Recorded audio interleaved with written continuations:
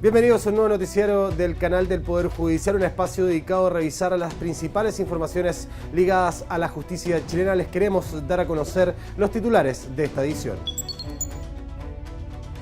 Presidente Dolmetsch entregó terrenos para la construcción del futuro Centro de Justicia de Concepción. Justicia ordena indemnización y tratamiento de por vida a hospital que escondió información sobre el diagnóstico de un niño. Corte de Apelaciones de Santiago anuló juicio al considerar vulnerado el principio de razón suficiente. El espíritu navideño invadió con música, baile y convivencias en los tribunales de justicia este año.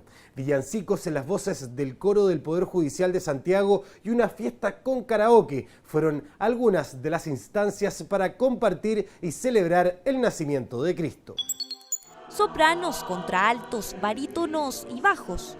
El coro del Poder Judicial de Santiago deleitó a magistrados, funcionarios y público en general con una selección de villancicos y canciones de Navidad. El director Darío Maturana incluso hizo participar a los presentes con la interpretación de Noche de Paz. Ya tenemos coros en todas las regiones y este es el más antiguo y nos vino a dar un esquinazo de amor, ¿cierto?, para desearnos una feliz fiesta. Aquí en la Corte se abren las puertas previo a la Navidad, ¿no es cierto?, de encontrarnos con la música, de encontrarnos con el nacimiento de Jesús, con los cantos, con cánticos que lo evocan. Y bueno, nuestro repertorio ahora fue básicamente música religiosa, música de villancicos. Ante el público transeúnte de Plaza de Armas se repitió la presentación de este coro compuesto por 20 funcionarios del Poder Judicial.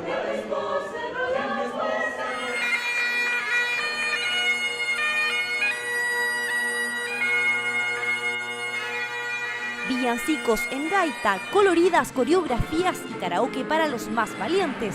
Así se vivió la tradicional fiesta navideña en la Corte Suprema. Estas instancias son importantes para nosotros los funcionarios porque nos permite generar lazos de unión, distendernos un poco y además divertirnos y pasarlo bien, definitivamente. Es poder juntar a toda la Corte Suprema en un solo evento y que resulte algo de compañerismo, camaradería.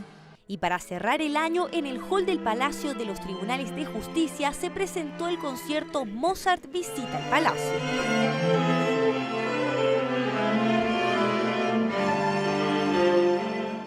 Mozart es un genio que además trae en esta sala, en este palacio, la unión que necesitamos en esta Navidad y además el espíritu con que nosotros queremos recrear y alegrar nuestros corazones. Y que hay apertura para el público en general, lo encuentro fabuloso que el Poder Judicial también se abra a este tipo de eventos. Fernando Dufau y Eric Romero con los violines, Euk Seon Hong a cargo del piano, Hugo Cortés la viola, Francisco Vial en el clarinete, Claudio Santos con el violonchelo.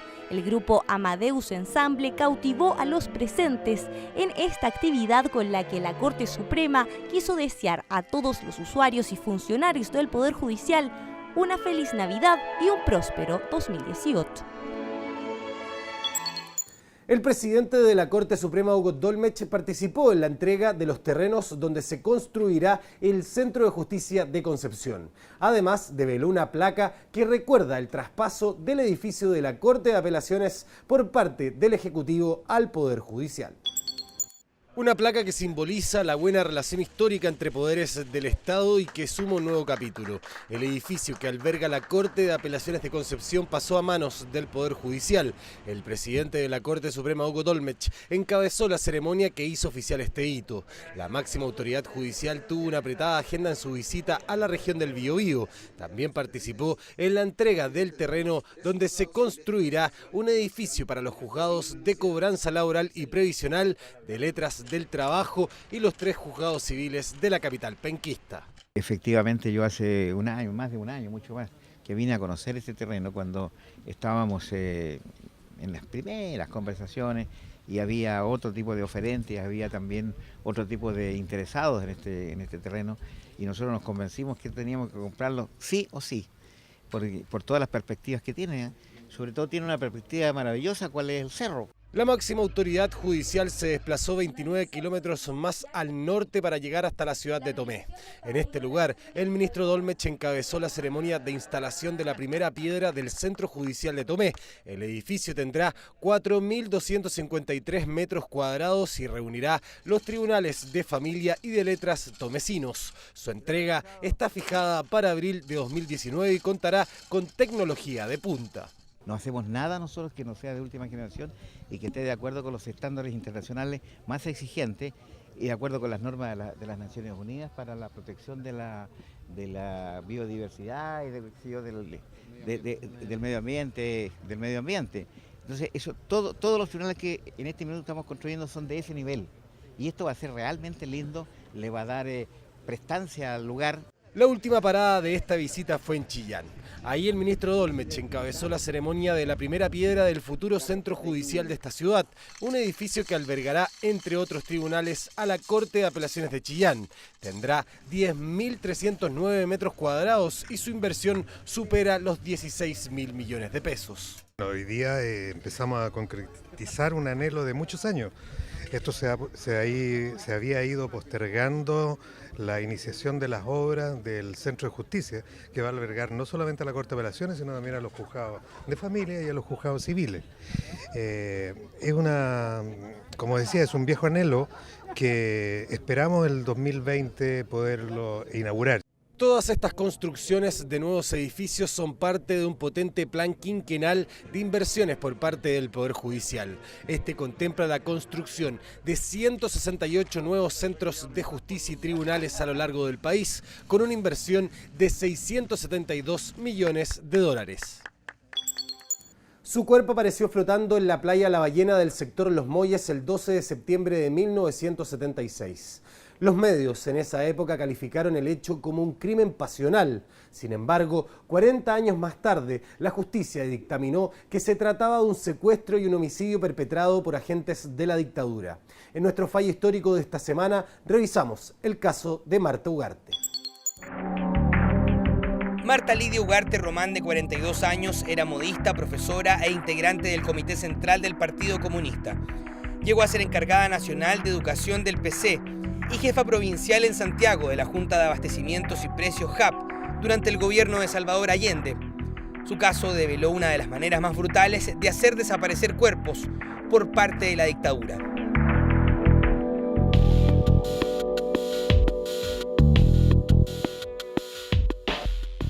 Tras ocurrir el golpe de Estado en 1973, ella ingresa a la clandestinidad y se va a vivir un domicilio específico en Callejón Lovalle, número 908, comuna de La Cisterna. Durante el año 1976 se produjo una intensa persecución y represión por parte del aparato estatal en contra del Partido Comunista, encabezada por la Dirección de Inteligencia Nacional DINA. Esto es el 9 de agosto de 1976 y luego de haber sido mordida por un perro, ella se desplaza hasta la consulta del doctor Iván Insunza Bascuñán, que estaba ubicada en avenida Vicuña Maquena. En el trayecto se encuentra con una persona que le comenta que se ven ciertas extrañezas en el entorno porque se encontraba como muy vigilado.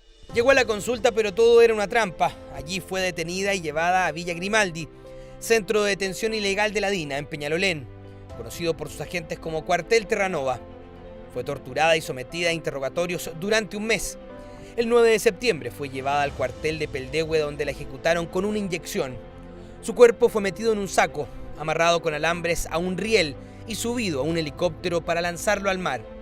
En el aire, sus asesinos decidieron estrangularla con el mismo alambre para asegurar su muerte. Es una mujer que en un momento determinado no solamente fue maltratada, sino que además sencillamente se le dio muerte y al no comprobar que se hubiera dado muerte, entonces se la termina estrangulando. O sea, hay realmente toda una planificación y hay un sadismo y en personalidades que son psicópatas, sádicos y que además muchos de ellos, no todos, disfrutan con el sufrimiento ajeno. Devuelto por el mar porque el alambre no quedó sujeto al riel, el cuerpo de Marta fue encontrado el 12 de septiembre en la playa La Ballena. El hallazgo derivó un montaje armado por la prensa y la DINA para ocultar la verdad. El hallazgo del caso de Marta Ugarte sirvió para que la comunidad se enterara de lo que había ocurrido durante el régimen militar. Fue el primer caso que, como quien dice, abrió las puertas para que se comenzara a indagar qué es lo que había pasado con los detenidos políticos, de los cuales sabemos que varios cientos fueron ejecutados. Hilda y Berta, hermanas de Marta, escucharon la noticia de un crimen pasional y no dudaron en ir a ver de quién era el cuerpo de la supuesta víctima. Ahí la reconocieron y dieron con el paradero de su familiar desaparecido. Marta sufrió quemaduras, heridas con arma blanca, fracturas e incluso se constató que fue atacada por perros. Se pidió dentro, digamos, de lo mismo con Cripto, gente que le interesaba participar en este tipo de actividades. O sea, las instrucciones están que el perfil que tiene que buscar es un perfil con rasgos psicopáticos. Hay test, inclusive conocemos test que permite, digamos, evaluar a la persona si tiene rasgos psicopáticos o no, o de frente sea psicópata. El juez Juan Guzmán Tapia fue el encargado de abrir el proceso de su muerte el año 2003. Su primera sentencia es de julio de 2016, dictada por el actual presidente de la Corte de Apelaciones de Santiago, el ministro Miguel Vázquez Plaza.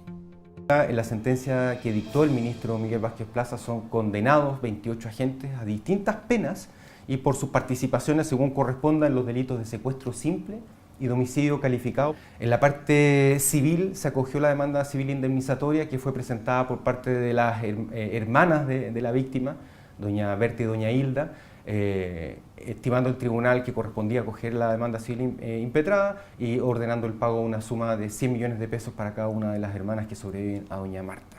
Carlos José López Tapia recibió 12 años de presidio por homicidio calificado. Misma condena para Ricardo Víctor Lorenz Mírez, quien sumó 4 años más por secuestro simple. Heriberto del Carmen Acevedo y Claudio Enrique Pacheco Fernández, 12 años y un día como coautores de homicidio calificado y por secuestro simple. El resto de la larga lista de condenados recibió entre 8 años y 61 días de presidio en una sentencia que aún debe ser revisada por la Corte de Apelaciones de Santiago. Un niño tuvo un efecto adverso a la vacuna contra la polio y el Hospital Sotero del Río escondió el diagnóstico real e informó a los padres que su hijo padecía una enfermedad terminal. La justicia ordenó indemnizar a la familia por la falta de información y los perjuicios causados por la omisión. Un diagnóstico falso. Eso fue lo que le dieron los médicos a Osvaldo Pérez y a Alejandra Rodríguez, padres de un niño que fue vacunado contra la poliomielitis el año 2000 y sufrió efectos adversos. El personal médico del Hospital Sotero del Río conocía el verdadero estado de salud del niño, sin embargo tergiversaron la información y le dijeron a los padres que padecía una enfermedad terminal. Se confirmó que el niño había adquirido la poliomielitis a través de la vacuna, y existen antecedentes en el expediente que tanto el Servicio de Salud como el Hospital Sotero del Río ya en el mes de octubre del año 2001 tenían la absoluta certeza del padecimiento. A pesar de que a principios de 2000 los derechos de los pacientes no estaban regulados por la ley, la justicia determinó que hubo omisión de información y ordenó indemnizar en 300 millones de pesos a los padres y al niño por daño moral y a la mantención obligatoria y perpetua de su cuidado. De algún modo sí lo acoge este derecho a la misma sentencia. En el fondo la falta de servicio que se ve configurada por los hechos que te he relatado son precisamente la omisión de la información verdadera a los padres, haber tergiversado esta información de la verdadera patología de Lucas Pérez. Recién en el año 2012 entró en vigencia la Ley 20.584 de Derechos y Deberes de los Pacientes, que regula las garantías y obligaciones de las personas en relación con las acciones vinculadas a la salud pública o privada. Según establece el artículo 8, toda persona tiene derecho a que el prestador le proporcione información suficiente, oportuna, veraz y comprensible. Y este derecho a la información es tanto a las prestaciones que otorga el centro de salud, ya sea clínica, hospital, centro médico, y también al momento del alta médica. Entonces, en este caso, la información que se le tiene que entregar a los pacientes es total respecto a todas las prestaciones que se llevan a cabo, tanto al monto como incluso los efectos adversos y los protocolos que tienen los hospitales y centros médicos. En el caso de que el paciente no tenga las capacidades para comprender o esté en situación de urgencia, el profesional está obligado a dar la información a su representante legal o a la persona responsable de su cuidado. Además, la información puede ser entregada en forma visual, verbal o por escrito. Por ejemplo, lo que siempre debe ser informado son los efectos adversos de los tratamientos. El laboratorio luego, cuando lleva este producto a registrarse, tiene que establecer en su folleto al paciente toda la información relativa a las reacciones adversas, ya sea rash cutáneo, no sé, alergia, somnolencia, y eso tiene que dejarse establecido para que los pacientes tengan el conocimiento respecto al producto que están consumiendo, que se les está suministrando.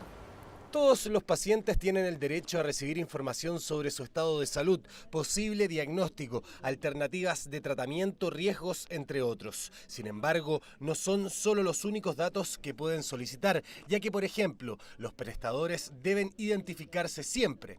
En el caso de no hacerlo y si no se entrega solución en el mismo recinto médico, el paso siguiente es la Superintendencia de Salud. En una carta, una niña le cuenta a su padre que la pareja de su mamá la tocó indebidamente. El caso llega a tribunales y la niña se desdice. El quinto tribunal de juicio oral en lo penal de Santiago estableció que las pruebas eran insuficientes y absolvió al imputado. La Corte de Apelaciones de Santiago acogió el recurso de nulidad presentado por la Fiscalía porque se vulneró el principio de razón suficiente. Esto se los explicamos en el siguiente informe. Un hombre de 37 años acusado por la hija de su pareja de abuso sexual fue absuelto por el quinto tribunal de juicio oral en lo penal de Santiago. A pesar de las pericias psicológicas y médicas que apoyaban la hipótesis del abuso, la niña se retractó. El tribunal dejó libre de los cargos al acusado por considerar que las pruebas eran insuficientes para superar el estándar de duda razonable. El hecho de que se retracte una menor no es por sí solo una causal para absolver, porque el temor al victimario puede ser una razón, pero nos obliga a ser mucho más ponderados o exigentes a valorar la prueba de cargo, porque hay menos pruebas, y si le aplicamos mayor exigencia a la prueba de cargo, nos encontramos que no es suficiente para condenar. Esa fue la lógica en primera instancia. La Fiscalía interpuso un recurso de nulidad ante la Corte de Apelaciones de Santiago, que lo acogió y anuló la sentencia. Y lo que dice es que la sentencia del Tribunal Oral en lo Penal no da razón suficiente para desestimar algunos medios de prueba. Básicamente lo que dice es que la sentencia no da razones para desestimar la declaración del perito del Cabas. La Corte señaló que existió una vulneración al principio de razón suficiente. Peritajes realizados por el Centro de Asistencia a Víctimas de Atentados Sexuales de la PDI apoyaban la hipótesis del abuso, y las conclusiones del perito psiquiatra del Servicio Médico Legal describe el relato de la víctima con un alto criterio de credibilidad y de alta calidad. Además, hubo una lesión física compatible con la acusación y acreditada por el Servicio Médico Legal. Para el Tribunal de Alzada, estas pruebas no se consideraron debidamente. Cuando yo alego en falso, porque deseo perjudicar a alguien o conseguir algo, habitualmente entrego un relato bastante estructurado y bien clarito. Él vino, me hizo esto y me pasó algo terrible, y voy a entregar un relato a lo mejor muy estructurado, igual, y como quien se aprende un poema y lo repite 1000 veces, pero no necesariamente un relato vago, a menos que esté siendo presionado o haya sido sugestionado en el caso de los niños más pequeños. Pero hay otras variables que pueden influir en la entrega de un relato vago y no necesariamente el que sea una alegación en falso. Tras la sentencia, habrá un nuevo juicio ante el mismo tribunal, pero con otros jueces. Fiscalía y defensa deberán presentar las mismas pruebas, salvo que existan hechos nuevos y que demuestren no haberlos conocido en su momento. Si en el nuevo juicio el tribunal absuelve nuevamente al acusado, no se puede presentar un recurso de nulidad. Si en cambio condena al acusado, es recurrible de nulidad por la defensa. El ministro en visita extraordinaria en causas de derechos humanos de las Cortes de Apelaciones de Concepción y Chillán, Carlos Aldana, encabezó la exhumación de un cuerpo que podría corresponder a Juan Mauricio Poblete Tropa, secuestrado durante la dictadura. Esta y otras informaciones te las contamos en el bloque de contingencia. El ministro en visita extraordinaria de causas de derechos humanos de las Cortes de Apelaciones de Concepción y Chillán, Carlos Aldana, ordenó a funcionarios del Servicio Médico Legal exhumar los presuntos restos de Juan Mauricio Poblete Tropa, quien fue secuestrado por agentes del Estado en septiembre de 1973. Posteriormente, el magistrado encabezó, junto a la Policía de Investigaciones y Carabineros, la reconstitución de escena de las torturas ocurridas en una vivienda ubicada en el sector de Pomulleto, en la comuna de San Carlos, la que era centro de detención de la DINA. El inmueble estaría vinculado con la causa por homicidios calificados de Bartolomé Ambrosio Salazar Veloz, Ogan Esteban Lagos Marín y Rolando Gastón Ángulo Matamala. Entre el 12 y 14 de diciembre se desarrolló la última itinerancia del Tribunal Mixto de Cochrane en las aisladas localidades de Caleta Tortel y Villa O'Higgins, al extremo sur de la región de Aysén. En esa línea se tomaron audiencias preparatorias y de juicio en familia y garantía. Además, se atendieron las dudas y consultas del público. Durante el año 2017 se realizaron 3 itinerancias durante marzo, octubre y diciembre, con 22 audiencias en garantía y 14 en familia, lo que permitió que los habitantes de ambas localidades no tuvieran que desplazarse hasta la comuna de Cochrane. La primera itinerancia del próximo año será en el mes de abril. La gente nos pide que vengamos y es de suma relevancia. Estimo que el Poder Judicial debe y tiene que acercarse y tiene la posibilidad de acercarse a esta gente. Estas itinerancias no se podrían lograr o realizar sin la aquiescencia y la ayuda de la Ilustrísima Corte de Apelaciones de Coyhaique.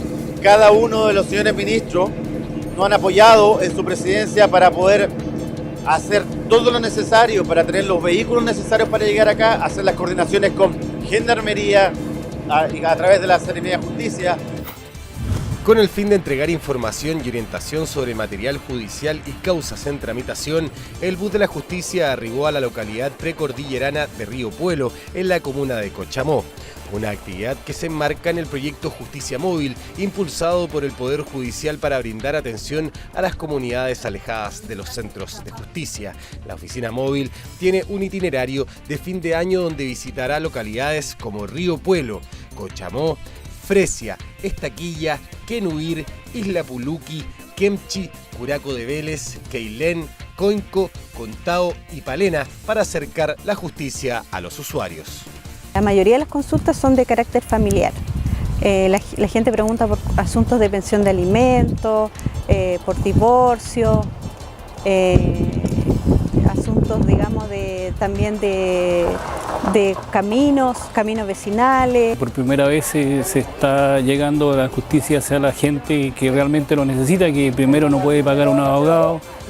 Segundo lugar, a veces no tiene la orientación necesaria como para visitar también a las ciudades grandes como Puerto Montt u otro, así que muy contento porque así la gente pueda saber lo que tiene que hacer en la parte jurídica.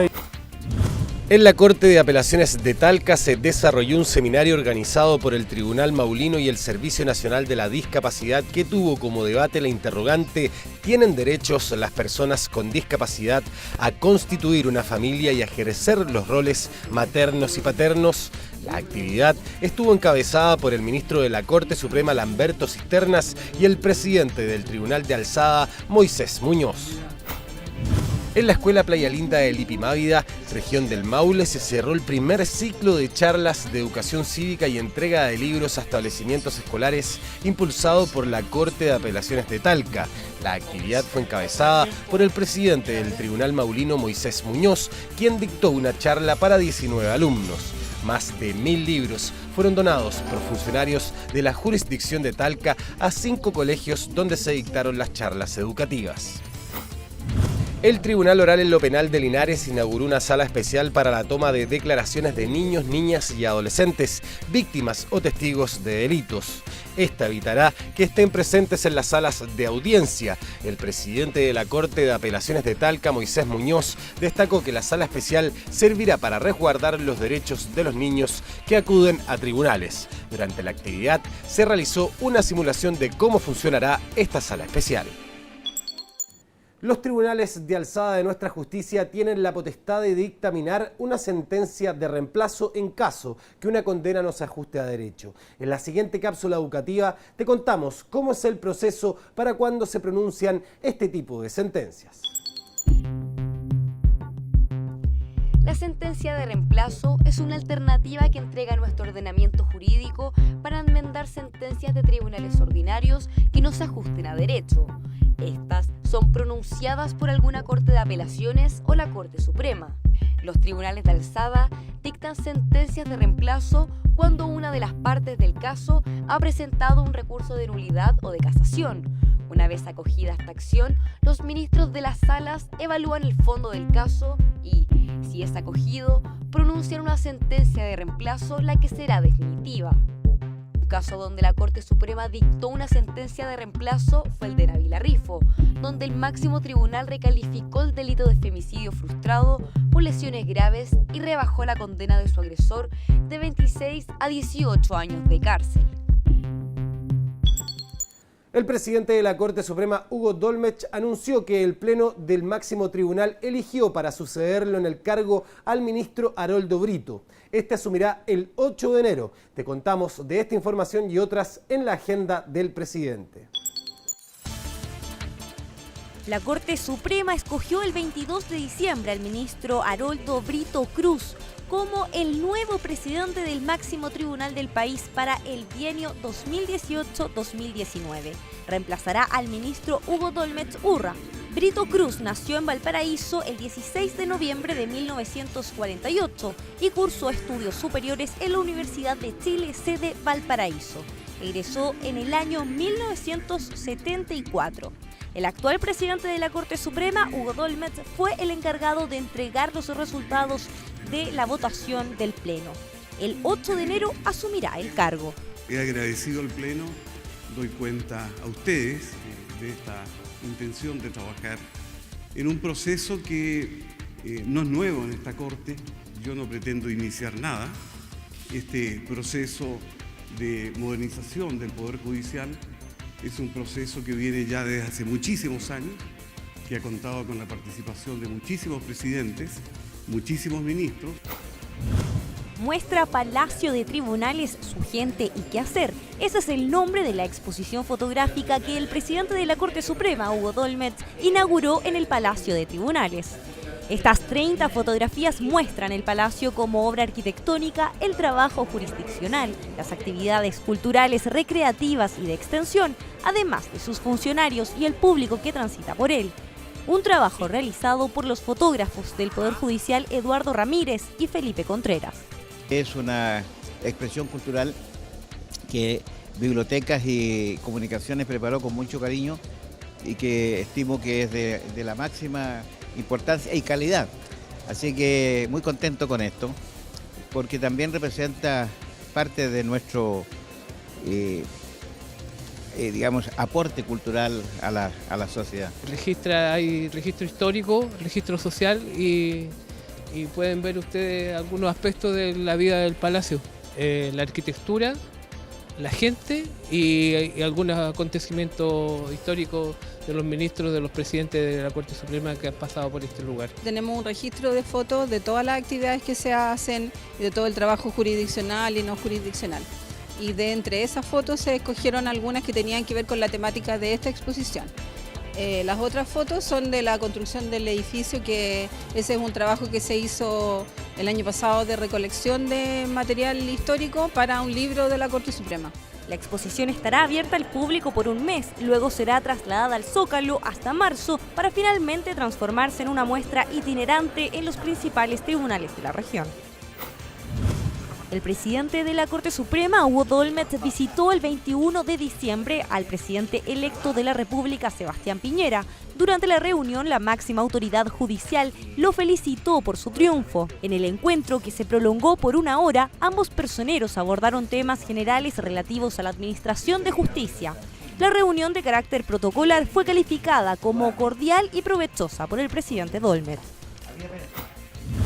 El presidente de la Corte Suprema, Hugo Dolmetsch, y el director nacional subrogante de la Dirección Nacional del Servicio Civil, Francisco Silva, firmaron un convenio de cooperación para apoyar los servicios de elección en cargos de alta dirección pública, especialmente en la verificación de antecedentes sobre probidad administrativa, inhabilidades e incompatibilidades y prevención de conflictos de interés. Una base de datos fundamental y relevantísima es la que tiene el Poder Judicial, la Corte Suprema, respecto de las personas. Por lo tanto, consultar esta base de datos para nosotros tiene que ver con darle a la información que circula en redes sociales o que circula en general en los medios, darle el carácter de fidedigno.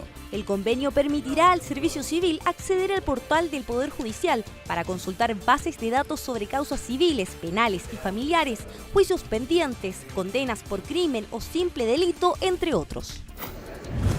Como cada año en esta fecha, el Pleno de la Corte Suprema posó para una foto en el Salón de Honor del Máximo Tribunal, un registro para dejar constancia de quienes estuvieron a cargo de la Administración de Justicia en el Tribunal de Alzada durante el año 2017.